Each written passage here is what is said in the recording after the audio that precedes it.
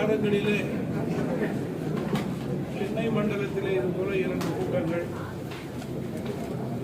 அதே போல தூத்துக்குடி மண்டலங்களில் கூட்டம் நடைபெறுகிறது. 12ஆம் தேதி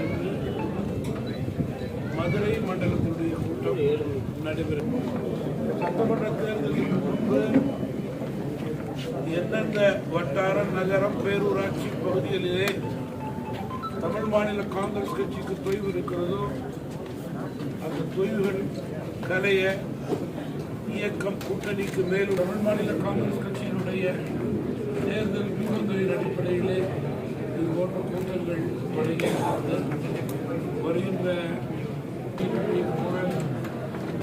வலுவாக